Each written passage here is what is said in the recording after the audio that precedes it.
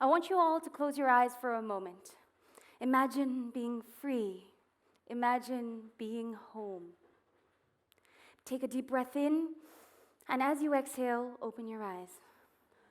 Free and home are the two things that cannot concurrently exist for my people. My name is Chemi Lhamo, and I am a Tibetan who's never seen Tibet.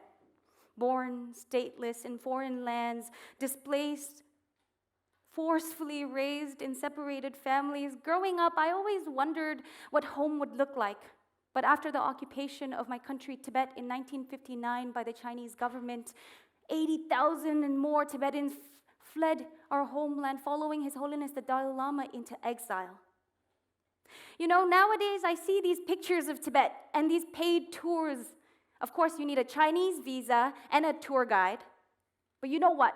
These are the real people of Tibet. This is Tibet, with its rich in natural resources, minerals such as gold, copper, rare earth, and lithium that's used in your iPhones and many other consumer goods. While China is out there in the world spewing lies about green energy transitions, their lithium, more than 75% of their reserve is actually stolen from Tibet. And they're poisoning, through their extractive actions, our rivers, which is Asia's lifeline. 1.3 billion people are dependent on Tibetan rivers, but Tibet is the least free place on earth, ranking 0 out of 100 on the freedom score. Tibet, where Tibetans are denied the right to protect their own land, stripped from their ability to visit their own homeland. They are forced to watch the economic benefit from their resources flow right out of their country. Tibet, where this flag is illegal. Holding a portrait of the Dalai Lama or singing songs to praise him can get you killed. Or being a 6-year-old boy.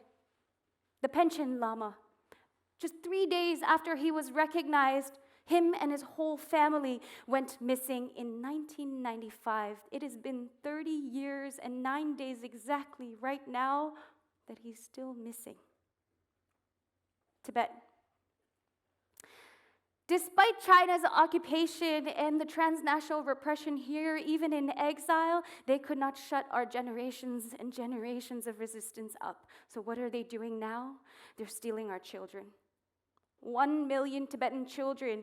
That's every 3 out of every 4 of you here in this room that will be taught how to read, write, and speak, and even think in Chinese instead of Tibetan. Educational sociologist Dr. Yellow said that children, when they come home after 3 months of this school, are no longer hugging their grandparents. This is erasure. Erasure of the Tibetan identity, the Tibetan people, the way of life and culture as a whole. But as His Holiness the Dalai Lama says, the achievements of Students for a Free Tibet shows that nonviolent action does work. So what do we do? In the Tibetan freedom movement, and at my workplace at Students for a Free Tibet, through education, grassroots mobilizing, and nonviolent direct action, we campaign for a free Tibet.